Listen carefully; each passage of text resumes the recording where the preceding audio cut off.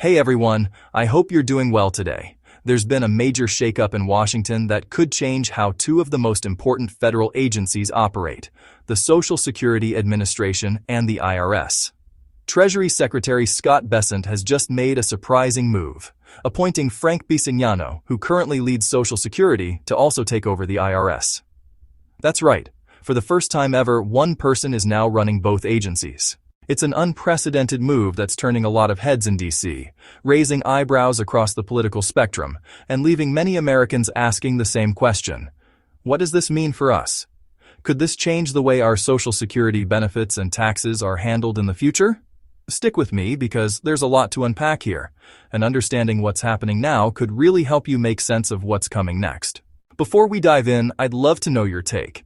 Do you think it's a smart idea for one person to run both Social Security and the IRS? Or is that simply too much power concentrated in one set of hands?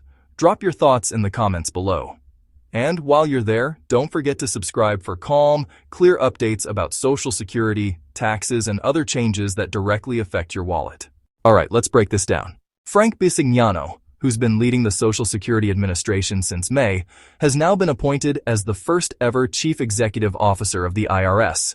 That's a brand new title that's never been used before.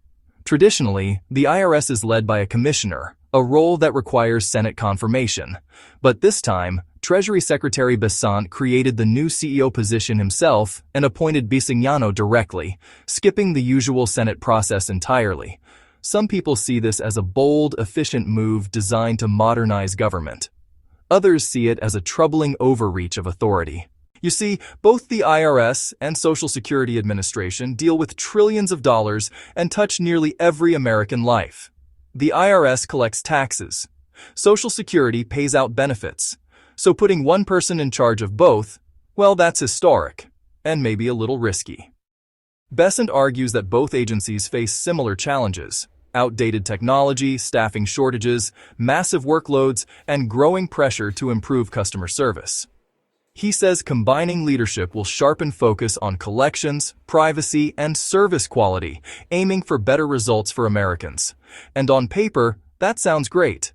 If you've ever tried calling the Social Security office lately, or sat on hold with the IRS for hours, you probably understand why the idea of streamlining sounds appealing. But the big question is, can one person actually handle both agencies, or could this end up making an already difficult situation even more complicated? So, who exactly is Frank Bisignano? Before joining government, he built a long career in the private sector, holding senior roles at JP Chase and Fiserv. He's known as a results-driven leader who specializes in fixing broken systems and modernizing operations. At Fiserv, for example, he led major digital upgrades and efficiency overhauls, the kind of experience that could prove very useful right now. Because both the IRS and SSA are struggling, let's start with the IRS. The agency has been through 7 commissioners or acting commissioners since the start of President Trump's second term. One of them, former Congressman Billy Long, lasted just 53 days before being reassigned as ambassador to Iceland. Leadership turnover has been chaotic. And that's not the only issue. Nearly 2/3 of the IRS's senior executive positions are either vacant or filled by temporary stand-ins. Then there are the staff cuts. Under the Department of Government Efficiency, DOGE, about 17% of employees in the Accounts Management Department, the team that handles taxpayer calls, refunds, and corrections, were laid off. Here's the kicker. Most of those employees had strong performance reviews, and their departure led to longer backlogs and slower service. If you've waited months for a tax refund or a response to your letter, you know how bad that can get. Watchdog reports are already warning that paperwork backlogs could hit record levels again next year. Meanwhile, the Social Security Administration hasn't had it any easier.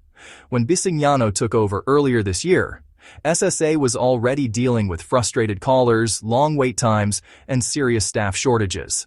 Some call center workers were reassigned to handle in-person duties they weren't fully trained for. Wait times got so bad that office workers had to be temporarily moved to phone duty just to manage the flood of calls. So the logic behind this new setup seems to be, if one proven manager has a record of fixing broken systems, why not let him fix both?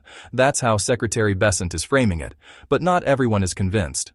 Advocacy groups like Social Security Works are criticizing the move, arguing that it leaves Social Security without a full-time leader. Their president, Nancy Altman, said, "Seniors, people with disabilities, and their families deserve a full-time Social Security commissioner. Full stop." Max Richtman, from the National Committee to Preserve Social Security and Medicare, echoed that concern, warning that combining leadership could weaken oversight.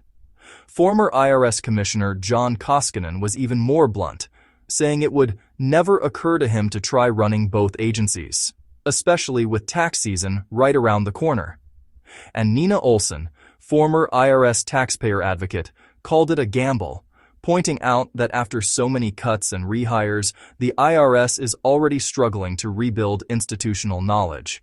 In other words, they're trying to rehire people who actually know how the system works. She worries that this leadership shakeup could make things worse before they get better. So why now? The timing is important. The upcoming 2026 tax season is shaping up to be one of the most complex ever.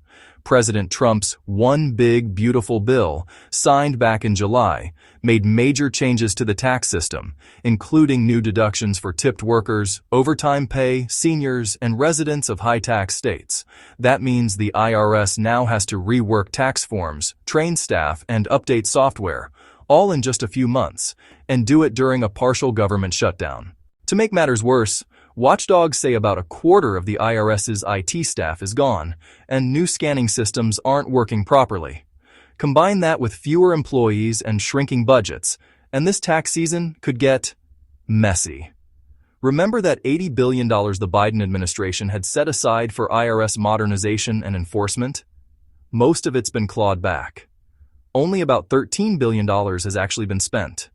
So even though the IRS now has more responsibilities than ever, it's operating with less money and less stability.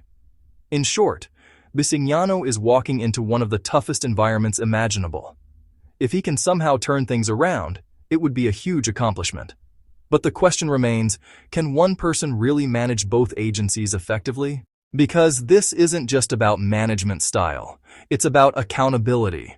Social Security and the IRS both directly affect people's everyday lives, just in different ways.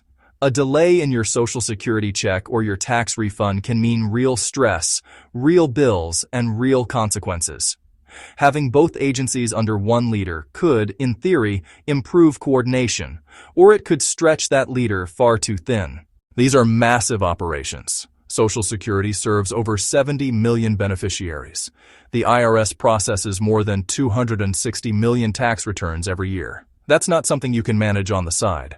On the flip side, some argue this could actually improve efficiency. The SSA and IRS already share data. Social Security benefits are taxed based on IRS income data, and the IRS verifies income for SSA eligibility. So if one person can better align their systems and streamline communication, it could make things smoother for everyone. Imagine getting clearer statements showing exactly how your benefits and taxes interact, or faster resolution when information doesn't match between the two agencies. That's the optimistic vision, but it depends entirely on how it's managed. Now, Bisignano brings a private sector mindset. He's used to running big organizations that value speed and measurable results. But government runs differently. There are checks, balances, public scrutiny, and political oversight, and every decision can get tangled in red tape. The question is, can a business-style approach work inside the federal government, where the goal isn't profit, but public trust and accountability? For what it's worth, Bisignano has made clear that he has no plans to privatize Social Security. In fact, during his Senate hearing, he said he's never even considered it. He believes these agencies exist to serve the American people, not to make money, but to run efficiently and effectively. Still, the stakes couldn't be higher. The IRS is implementing new tax laws. The SSA is trying to reduce backlogs. Both are short-staffed, and midterm elections are approaching. And beyond the politics, there's a deeper challenge: rebuilding public trust. For years, Americans have felt that government systems are too slow, too complicated or disconnected from real life. If Bisignano can make even small improvements, faster refunds, shorter wait times, clearer answers, that could help rebuild confidence in public institutions. But if things get worse, it could deepen frustration even further. So what does all this mean for you right now? In the short term, not much changes immediately. Your Social Security payments and tax refunds will continue as usual. But over time, you may start seeing changes in how these two agencies coordinate, possibly new digital tools, faster verification systems, or improved ways to check your status. The hope is that this leads to better service. But if you start noticing longer delays or confusion between what the IRS and Social Security are saying, that could be a sign that the overlap isn't going as smoothly as planned. So, this is something worth keeping an eye on in the months ahead. Now, I'm curious, what do you think about this? Do you believe having one person lead both the IRS and Social Security could make government more efficient? Or is this just too much responsibility for one person to handle effectively? Let me know your thoughts in the comments below. As always, I'll be keeping a close eye on how this story unfolds, because the performance of these two agencies doesn't just affect headlines, it affects your taxes, your benefits, and your peace of mind.